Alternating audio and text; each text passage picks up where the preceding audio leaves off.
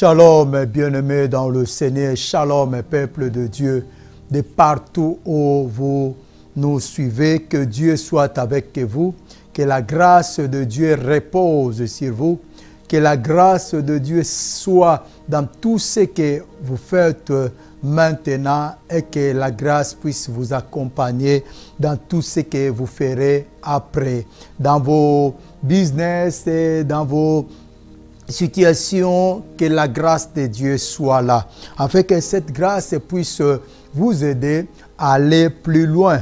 Je bénis encore ceux qui sont dans le monde des affaires, que Dieu vous accompagne et marchez toujours avec le nom de l'Éternel, marchez toujours avec la croix, marchez toujours avec la parole de Dieu, parce que dans ce monde, nous sommes en train de vivre le dernier temps. Bien que nous ne savons pas exactement quel jour et ça sera quelle heure. Mais le signe nous fait voir que nous sommes en train de vivre le dernier temps. Là que le ténèbre accélérera tant de choses, je parle surtout à ceux qui font des affaires. Le ténèbre accélérera beaucoup de choses. Nous allons vivre tant de choses qui vont commencer à se manifester. C'est que nous vivons déjà. Donc, restez, gardez la parole de Dieu, restez avec Dieu, peu importe ce qu'on peut vous proposer. Parce que dans le monde des affaires, c'est là où on propose plus les sciences occultes aux étudiants qui font des études.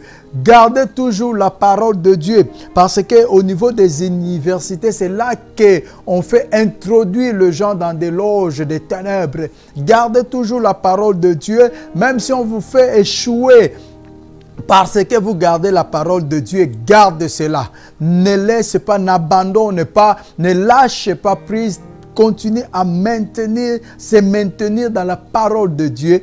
Car David a dit une chose: j'étais jeune, j'ai vieilli, je n'ai jamais vu un juste abandonné, ni son fils mendiant du pain. Donc cela veut dire que tous ceux qui gardent la parole de Dieu, tous ceux qui marchent avec Dieu ne seront jamais abandonnés. Ne seront jamais abandonnés. Donc le mot jamais est inclus là-dedans. Ils ne seront jamais abandonnés. Ni dans ce siècle présent, ni dans le siècle à venir. Donc, il y a toujours les récompenses à ceux qui craignent Dieu, à ceux qui gardent la parole de Dieu. Il y a toujours une récompense que Dieu garde ou Dieu prépare pour ces gens-là. C'est pour cela, maintenons-nous par la parole de Dieu, gardons la lignée de Dieu, gardons le chemin de Dieu comme Christ lui-même a dit, que je suis le chemin, la vérité et la vie. Donc, il est complet. Le chemin, la vérité et la vie.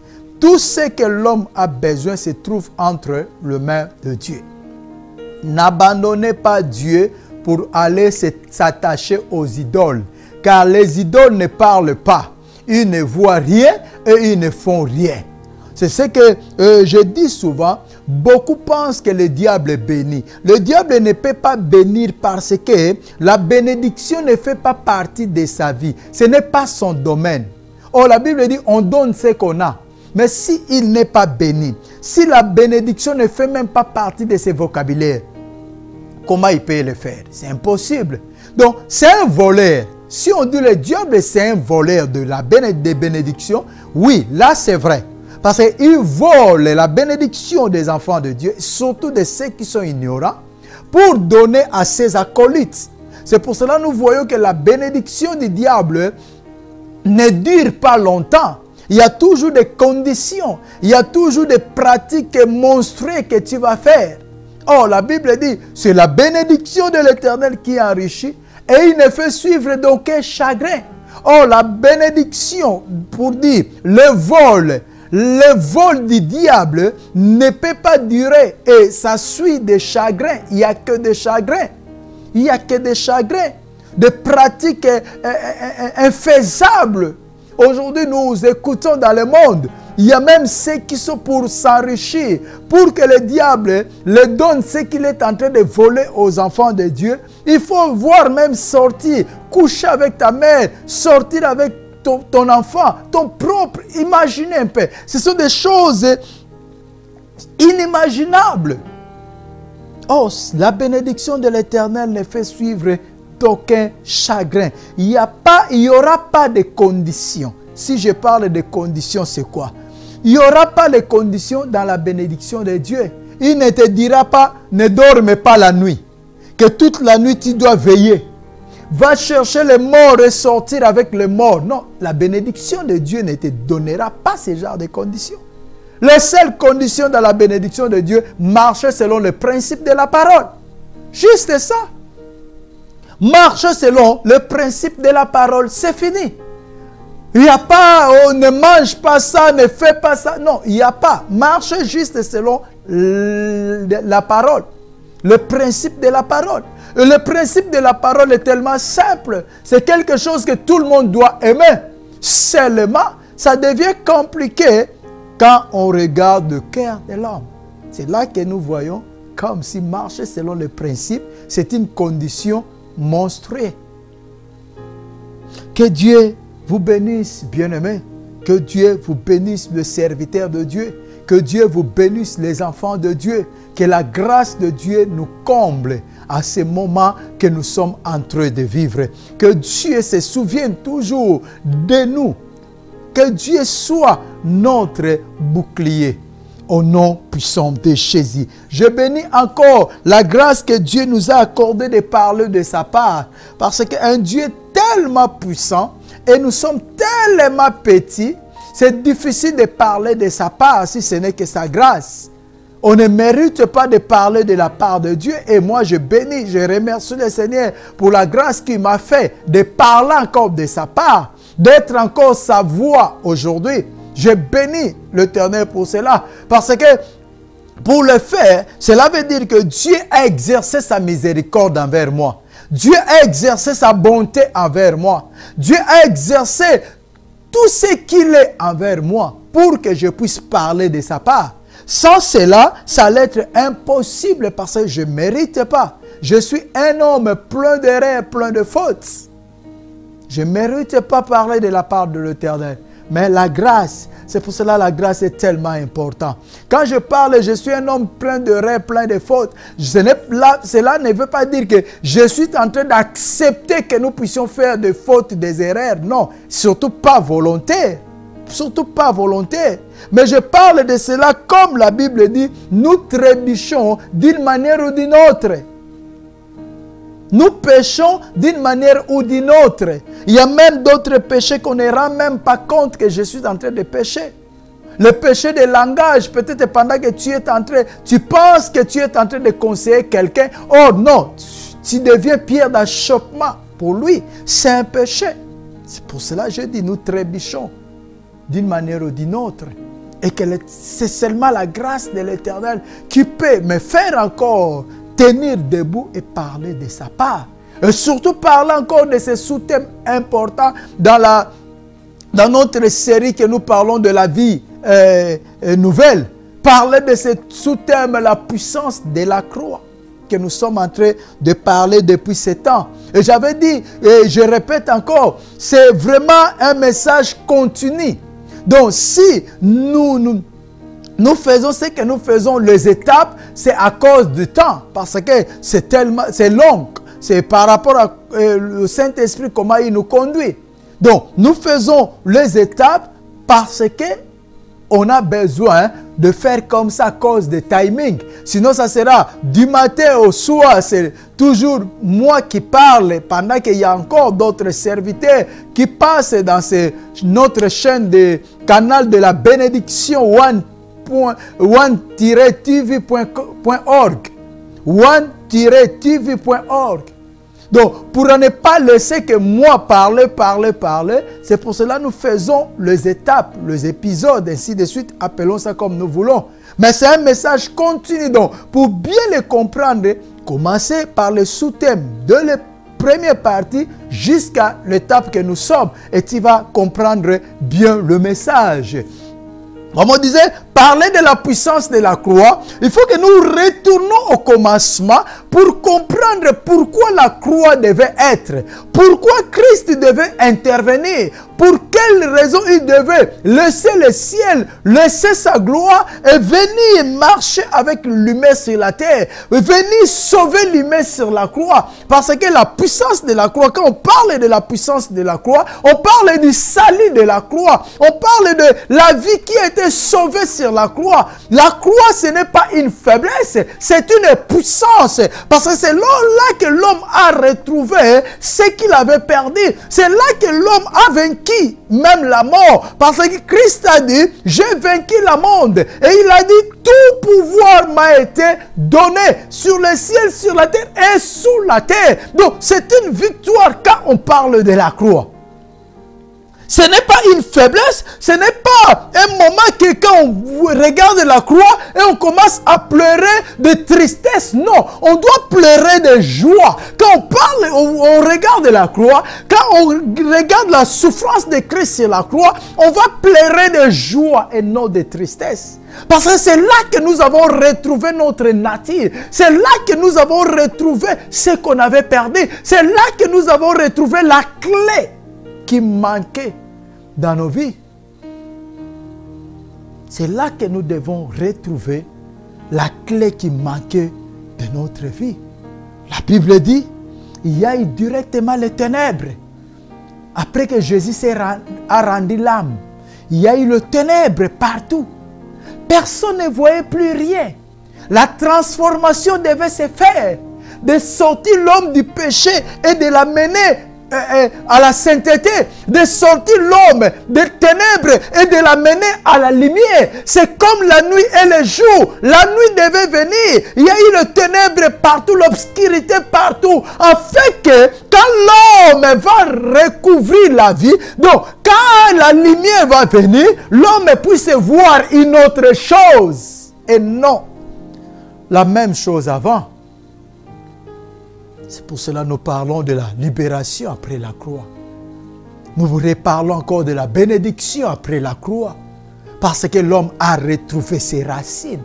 L'homme s'est branché parce que c'est l'arbre qui a été débranché. Comme le Romain nous parle par rapport au peuple israélite, Paul nous dit, si l'arbre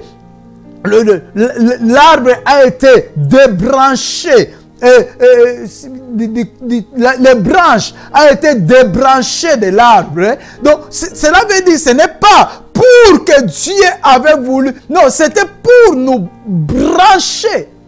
Donc, c'est la croix qui a fait ce travail. On est branché à l'arbre par l'œuvre de la croix. Pourquoi? Parce que nous allons lire ça. Nous allons lire.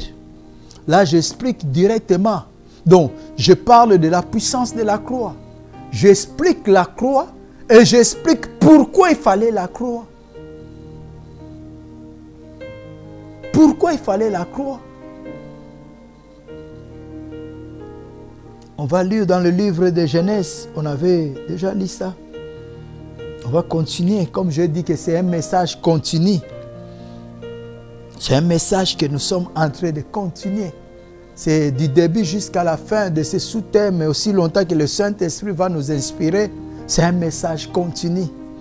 Et ayez le temps de regarder tous ces sous-thèmes depuis 1, 2 jusqu'à là on va arriver. C'est la bénédiction de l'Éternel. Genèse 6. Et nous allons lire le verset 5 jusqu'à 7. La Bible dit ceci. L'Éternel vit que la méchanceté de l'homme était grande sur la terre et que chaque jour son cœur ne concevait que de pensées mauvaises. L'Éternel regretta d'avoir fait l'homme sur la terre et son cœur fut affligé.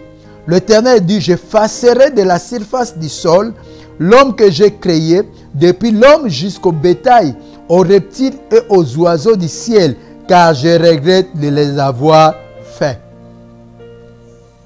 Je regrette de les avoir faits. L'Éternel vit que la méchanceté de l'homme était grande sur la terre. pourquoi la croix devait être. Pourquoi Christ devait intervenir? Parce que l'homme était mort. Parce que l'homme, le cœur de l'homme est allé à la mort. La méchanceté, c'est la mort, bien-aimé. La méchanceté veut dire, c'est quelqu'un qui manque la paix. C'est lui qui vit dans sa peau, comme on dit en français. Donc, c'est lui qui vit dans sa vie. C'est lui qui a la paix. C'est lui qui vit dans la joie. Celui qui connaît le Seigneur ne peut pas être méchant. Si tu vois quelqu'un méchant, cela veut dire que cette personne est déjà loin de Dieu. Il ne connaît pas Dieu. Même s'il va à l'église, même s'il prie du matin au soir, même s'il jeûne du 1er janvier au 31 décembre, si quelqu'un est méchant, cela veut dire qu'il ne vit pas dans sa peau. Donc c'est un homme, c'est une femme qui ne connaît pas Dieu. Parce que la méchanceté ne peut pas être le fruit des enfants de Dieu. Ne peut pas être le fruit des enfants de Dieu. Et Dieu ne peut pas être content avec quelqu'un de méchant. La méchanceté, c'est le complexe. Moi, j'appelle ça comme ça. C'est un complexe, c'est quelque chose, quelqu'un qui sait qu'il est inférieur ou il est supérieur. Donc, quelqu'un qui ne vit pas dans sa peau. Il y a quelque chose qui manque en lui ou en elle. C'est ça qui rend les personnes nerveuses. Méchant, pardon. Méchant ou méchante. Et l'Éternel vit que la méchanceté de l'homme était grande sur la terre. L'Éternel a vu que l'homme se sépare toujours de lui. On a parlé du mal d'Adam et Ève. On a parlé du mal de Caïn. Et plus l'homme grandit, plus l'homme se multiplie, plus le mal est croissé.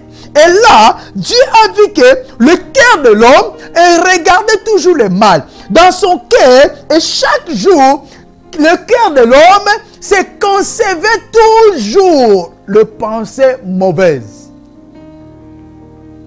Il a commencé par manger le fruit. L'homme n'était pas maudit. La terre était maudite. Caïn allait plus loin pour tuer. Donc, le mal est en train de croître. Caïn a tué, bien qu'avertissement de Dieu. Là, l'homme est maudit. Dieu a maudit Caïn. Donc, la première faute de l'homme, ou le premier péché de l'homme, l'homme n'était pas maudit. Dieu a maudit la terre. Dieu a maudit les serpents. Mais il n'avait pas maudit l'homme. Parce que Dieu voulait toujours que l'homme retourne à lui. Mais l'homme a commencé à se multiplier. Caïn est arrivé, Caïn est allé loin. Les parents ont mangé de l'arbre, mais Caïn a tué. Il a fait couler le sang. Le premier sang que la terre a bu, c'était le sang d'Abel, tué par son propre frère, Caïn. Donc, la terre qui a été déjà maudite, oh, que Dieu nous bénisse, que Dieu nous aide vraiment. C'est pour cela, ne vis pas sous la malédiction. Non. Bien-aimé, ne vis pas sous la malédiction. Si tu vois les choses qui ne devaient pas être dans ta vie, comme on parle de méchanceté, jalousie, colère, prie l'Éternel et brise ce genre de liens. Parce que le mal appelle que le mal. La terre était maudite. Les conséquences, c'est quoi? La terre, comme la terre vivait dans la malédiction, je peux bien dire ça comme ça, expliquer ça comme ça. Comme la terre vivait dans la malédiction, il fallait une autre malédiction pour la terre. Et cette fois-là, c'était quoi? Boire le sang d'un innocent. La terre a ouvert sa bouche pour boire le sang d'Abel. Et là, la colère de Dieu est allée encore plus loin pour maudire directement l'homme. Pour maudire Caïn. Oui. Si tu dis que l'homme n'était pas maudit, oui. Tu as dit vrai. Au temps d'Adam et Ève. Mais après, l'homme était maudit. Caïn était maudit. Il y a le race de Caïn jusqu'à aujourd'hui. Tous ceux qui n'ont pas en Christ, tous ceux qui ne sont pas convertis, parce que moi, être en Christ ne suffit pas d'être baptisé, non, cela ne suffit pas. Être en Christ veut dire avoir le caractère de Christ, marcher comme Christ, vivre comme Christ, c'est ça qu'on dit être en Christ. Être en Christ ne veut pas dire aller à l'église, être en Christ ne veut pas dire prier du matin au soir, être en Christ ne veut pas dire jeûner du 1er janvier au 31 décembre, être en Christ ne veut pas dire prêcher, être en Christ ne veut pas dire nettoyer l'église, ou protocole, ou chanteur, ou que... Non, non. Être en Christ veut dire suivre Christ. Être chrétien veut dire suivre, marcher comme Christ, avoir le pas de Christ. Et suivre Christ, comment ça sera? Ça se voit par rapport à nos comportements, à nos façons d'être. Et tous ceux qui n'ont pas Christ, tous ceux qui n'ont pas accepté Christ, tous ceux qui ne marchent pas comme Christ, sont des enfants de Caïn, la descendance de Caïn. Parce que Caïn a eu des enfants. Quand il a dit que ma peine est tellement lourde, je préfère mourir, la Bible dit Dieu a mis un signe sur Caïn. Dieu a mis un signe sur Caïn. Et Caïn, il a dit, personne ne tuera Caïn. Et après, la Bible dit, dans le livre de Genèse 4, 17, Caïn connut sa femme, elle devint enceinte et accoucha d'Enoch. Donc, il a eu aussi la descendance. Et au verset Genèse 4, au verset 23, il y a quelque chose encore de très, très important de comprendre sur la malédiction. La Bible dit quoi? Genèse 4, 23. Le mec dit à ses femmes, donc descendance de Caïn. Et le mec était l'enfant dans la descendance de Caïn. Donc si on regarde descendance de Caïn, on arrive jusqu'à le mec. Le mec dit à ses femmes, Ada et Sila, écoutez ma voix, femme de le mec, prêtez l'oreille à ma parole. J'ai tué un homme pour ma blessure et un enfant pour ma meurtrissure. Caïn sera vengé 7 fois et le mec 77 fois. Donc la malédiction est en train de croître. Le mal est en train de croître. Le mec parle. Si Caïn sera vengé 7 fois, le mec 77 fois, 77 fois. Donc la malédiction est en train de croître. Si Caïn sera vengé 7 fois, le mec sera vengé fois 11. Et tous ceux qui n'ont pas Dieu en eux, tous ceux qui ne suivent pas le pas de Christ, sont la descendance de Caïn, sont descendance de Lémec, et ainsi de suite.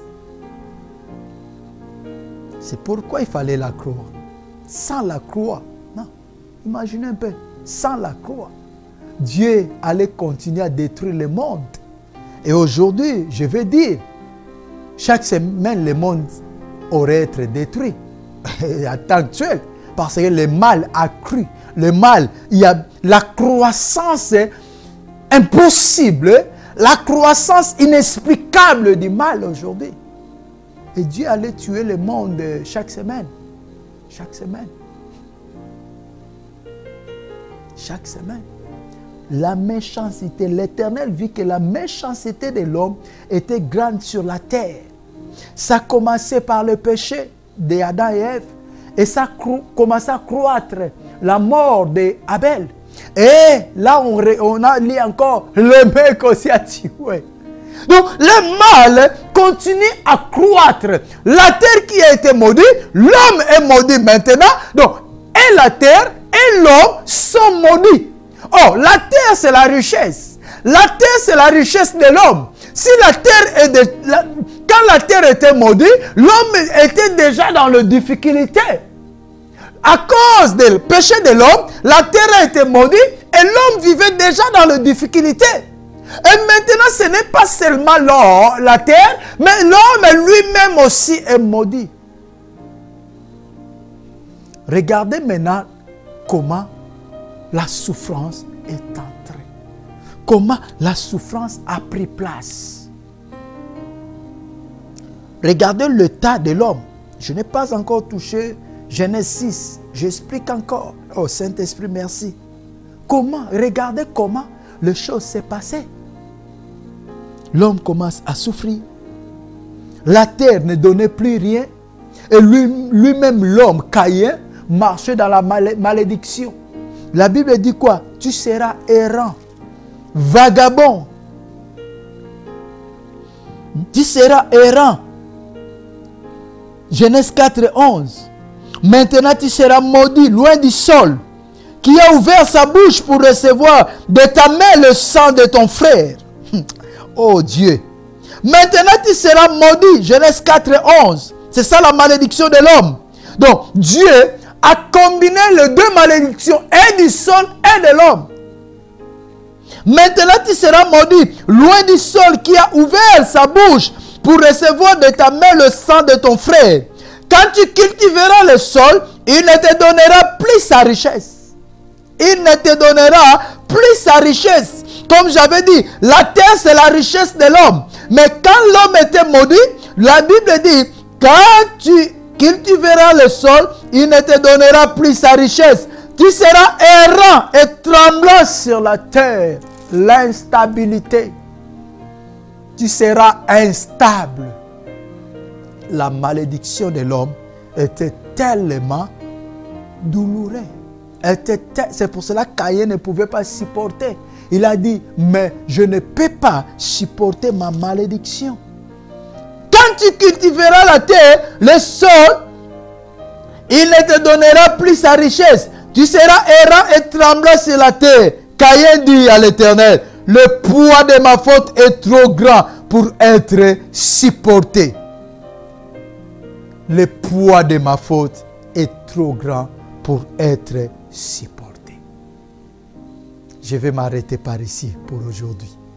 Le poids de ma faute est trop grand pour être supporté.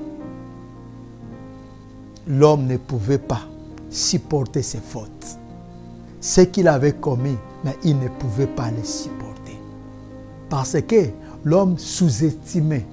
Caïn n'a pas estimé ce qu'il faisait, le mal qu'il faisait. C'est pour cela, bien aimé, surtout le mal désiré, il faut bien réfléchir avant de le faire.